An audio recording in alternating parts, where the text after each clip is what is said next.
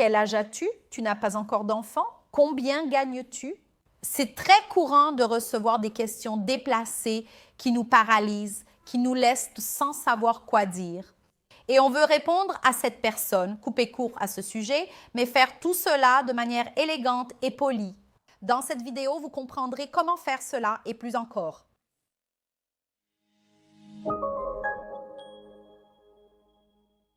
Bonjour, ça va? Je suis Juliana Santiago, consultante spécialiste en étiquette et en comportement. Et dans la vidéo d'aujourd'hui, nous allons parler davantage de la façon de répondre à des questions déplacées de manière polie et élégante. Je vais te donner quelques astuces pour que tu puisses te sortir de ce genre de situation. Répondre de manière polie, ferme, mais aussi de façon à ce que tu te sentes bien avec la réponse que tu donnes à l'autre personne. Très souvent, on doit répondre, mais aussi d'une manière qui nous... sans qu'on n'a pas été grossière, qu'on a été poli, qu'on a été cordial avec la personne, mais aussi que ce sujet est clos. Et on a réussi, oui, à poser une limite avec l'autre personne, n'est-ce pas? Sans laisser l'autre dépasser la limite de l'intimité et nous mettre dans des situations extrêmement délicates. Donc, comme vous l'avez beaucoup demandé, je vais vous expliquer ici comment faire cela de manière élégante.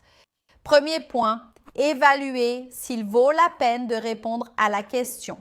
Toute question n'a pas forcément besoin d'une réponse, donc vous pouvez réfléchir si cela vaut la peine de répondre à cette question.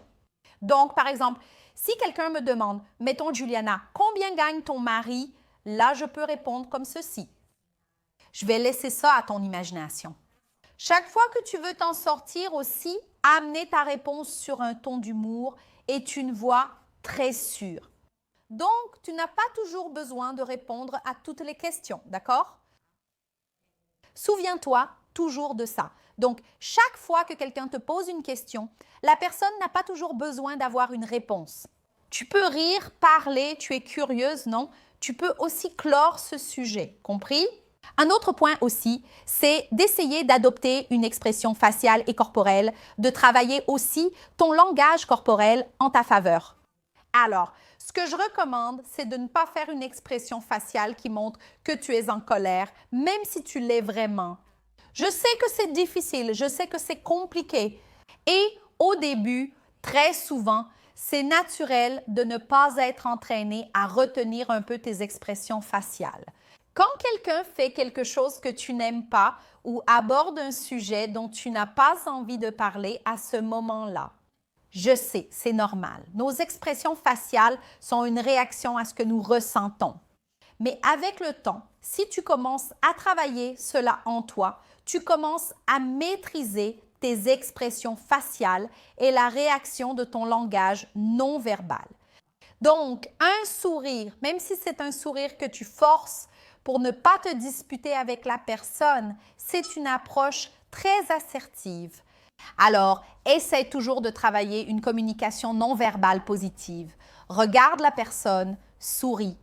Essaie de garder tes expressions de manière plus calme et légère sans trop changer ton visage. Parce que cela va faire en sorte que la réponse que tu choisis de donner à l'autre personne, même si cela peut sembler être une coupure sur ce sujet, sur ce thème dont tu ne veux pas parler, si elle est accompagnée d'une expression faciale, d'une expression non verbale positive, tout cela est adouci. Par exemple, si on me demande « Non, Juliana, tu ne veux pas un autre enfant? » Seulement 2, c'est très peu. Pourquoi tu n'en as pas un autre? Alors je dis « Écoute, je vis le moment présent et j'adore ça. J'adore vivre le moment présent. » Donc, quand j'affiche cette expression positive, le regard dans les yeux, le sourire, cela apporte une communication plus légère et plus subtile, même avec cette touche d'humour dont j'ai déjà parlé auparavant. Voyez comme c'est très différent quand je parle comme ça? Ah, on vit comme ça maintenant, je vis comme ça en ce moment et demain, je ne sais pas si j'aurai un autre enfant. Non. Tu vois que c'est une communication non verbale complètement différente. Même mon ton de voix change. Donc, tout cela va influencer pour que tu t'en sortes bien. Et ta réponse, même si c'est une réponse qui met fin au sujet, qui coupe court, elle ne sera pas perçue comme une forme de manque d'élégance. Maintenant, si tu trouves que la personne insiste trop, qu'elle ramène toujours des sujets délicats ou qu'elle t'a déjà posé des questions déplacées plus d'une fois et que cela te met extrêmement mal à l'aise, une réponse diplomatique accompagnée d'un changement de sujet peut être une solution. La personne va comprendre que tu ne veux pas parler de ce sujet, elle va remarquer que tu as changé de sujet et au fond, elle va sentir que c'est elle qui a eu tort. Donc, par exemple, si la personne me demande « Juliana, tu ne comptes pas avoir d'enfants? » Par exemple, si je n'avais pas d'enfants. J'ai 2 filles, au cas où tu ne le saurais pas, mais supposons que je n'ai pas d'enfants. La personne demande « Juliana, tu ne veux pas d'enfants? » Donc, c'est un sujet assez personnel, mais je n'ai pas trop envie d'en parler. Mais raconte-moi comment s'est passé ton voyage, comment va ta mère? Donc, en fait, quand je lance un autre sujet à la personne, j'introduis un autre angle de conversation. La personne réalise que ça n'a pas marché pour elle. J'ai fini par dire quelque chose qui n'était pas intéressant, quelque chose qui n'était pas pertinent pour cette personne. Donc, probablement, elle n'abordera plus ce sujet avec toi la prochaine fois. D'accord? Mais je sais que ce genre de commentaire dépend beaucoup de la personnalité de chacun. Si tu penses, par exemple, pouvoir répondre « Ah, c'est un sujet très délicat » et faire un lien comme ça peut montrer que tu es agacé. Si tu as une certaine insécurité, utilise le conseil précédent d'essayer de garder une expression non verbale plus positive, plus ouverte. Parce que comme ça, chaque fois que tu répondras, même en mettant fin à ce sujet, en disant que c'est quelque chose de personnel, les gens ne penseront pas que tu es impoli. Par exemple, je vais répéter ici, la personne me demande « Ah, Juliana, tu ne comptes pas avoir d'enfant. Tu n'as pas d'enfant et tu ne veux pas en avoir, n'est-ce pas? » Oh là là, ma chère, changeons de sujet, c'est un peu personnel. Alors, ton voyage s'est-il bien passé? Je veux savoir, changeons de sujet. Donc, j'ai déjà changé de sujet en utilisant une expression non verbale positive, un ton de voix vibrant. Cela m'aide aussi à apporter une communication plus positive à ma conversation et j'arrive aussi à m'en sortir de façon élégante. Répondre de manière générale, de façon assertive, mais plus globale, est aussi une excellente option. Très souvent, nous avons une personnalité où, selon la question, nous ressentons aussi le besoin de répondre. Donc, tu peux vraiment répondre de façon plus générale, mais réponds de manière brève. Par exemple, on te demande « Oh là là, combien tu gagnes? » Et là, tu réponds « Oh là là, je préfère ne pas entrer dans les détails, mais je suis satisfaite de mon salaire actuel. » Voilà. Je pense que c'est une bonne méthode et ça fonctionne bien. Tu réponds à la personne, mais de façon plus générale. Tu ne t'attardes pas sur le sujet, tu n'en dis pas trop sur ton travail. L'humour, comme je l'ai déjà dit auparavant, est une excellente option. Mais tout à l'heure, j'ai fini par parler davantage de l'humour dans la façon dont tu parles, dans l'intonation, dans la manière dont tu donnes le ton à cette conversation. La personne aborde un sujet plus délicat et tu réponds avec une touche d'humour. Donc, c'est vraiment une approche très intéressante, n'est-ce pas? Tu réponds avec plus d'humour pour alléger la situation, mais tu peux aussi donner une réponse pleine d'humour envers la personne. Par exemple, on peut te dire « Oh là là, tu n'es toujours pas marié. » Tu peux dire « Non, je ne me suis pas mariée et tu sais quoi? Il y a une énorme file d'attente qui attend ici que je termine les entretiens. Ne t'inquiète pas, je te préviendrai dès que j'aurai choisi. » Fin de la discussion. Alors, tu peux non seulement adopter un ton de voix plus humoristique, mettre un sourire sur ton visage, chercher une communication plus légère, mais aussi donner une réponse pleine d'humour. C'est aussi une bonne option.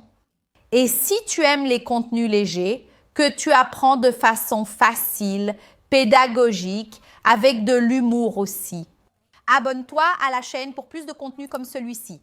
Dis-moi aussi en commentaire quelle vidéo tu aimerais voir sur la chaîne. Ce sujet vient de votre suggestion. Dis-moi en commentaire ce que tu veux voir sur la chaîne, étiquette et protocole. Suis-moi aussi sur les réseaux sociaux. Je serai ravie de t'y retrouver. Un conseil aussi que je voulais te donner, c'est que je pense que tu as le droit de ne pas répondre. Et encore, en parlant des façons de répondre, il faut souligner ici que tu as le droit de ne pas répondre. Quand quelqu'un te pose une question, cela peut parfois te blesser ou te mettre mal à l'aise. Il est important que l'autre personne comprenne qu'elle a dépassé la limite et que tu ne veux pas aborder ce sujet. Donc, tu peux insister, même à travers ta communication non verbale, que c'est un sujet dont tu ne veux pas parler à ce moment-là. Alors, la personne insiste, « Oh, pourquoi tu n'as pas d'enfant? Mais ça fait longtemps que tu essaies de tomber enceinte. Tu n'arrives pas à avoir d'enfant et ça te rend très triste? » Alors, tu peux dire, « Écoute, je n'ai pas envie d'en parler. » Et c'est tout. Et là, la personne va se rendre compte qu'elle est allée trop loin et probablement, elle ne va pas refaire ça avec toi. Et c'est drôle à ce moment-là que si la personne se rend compte qu'elle a fait une gaffe, elle va dire « Oh, excuse-moi » et tout ça. Alors tu dis « Non, tout va bien ». Et là, tu passes à un autre sujet en utilisant les astuces déjà partagées dans la vidéo. Maintenant, pour qu'on relie tout ça, utiliser des réponses, avoir des réponses toutes prêtes t'aide beaucoup. Donc, si tu sais qu'il y a un sujet dont les gens te parlent et que ce sujet te blesse, pense déjà à quelques réponses que tu pourrais standardiser pour toi. Et des réponses qui sont déjà là, toutes prêtes pour que tu puisses répondre rapidement, ça va beaucoup t'aider. Utilise des phrases passe-partout, par exemple. « Oh là là, tu es vraiment curieuse, hein? » Ou « Ah, je ne voulais pas parler de ça, maintenant changeons de sujet. »« Ah, je règle ça à mon rythme. » Ah, ce sont des choix très personnels, tu sais. Alors, prépare des réponses pour toi, ça va beaucoup t'aider, d'accord? Et quand tu vas rencontrer quelqu'un, fais très attention aux questions que tu poses à une personne dès le premier moment. Elle peut traverser un moment difficile, un moment délicat. Et très souvent, on finit par dépasser la limite de l'intimité, de l'amitié avec quelqu'un ou même la limite de la relation avec cette personne sans même s'en rendre compte. C'est pourquoi, quand on fait la connaissance de quelqu'un, il est fondamental de réfléchir à certains points qui feront toute la différence pour notre communication et pour que nous soyons perçus de manière élégante et positive. Et j'ai déjà fait une vidéo à ce sujet. Je vais la laisser ici, à côté, pour que tu puisses la regarder juste après.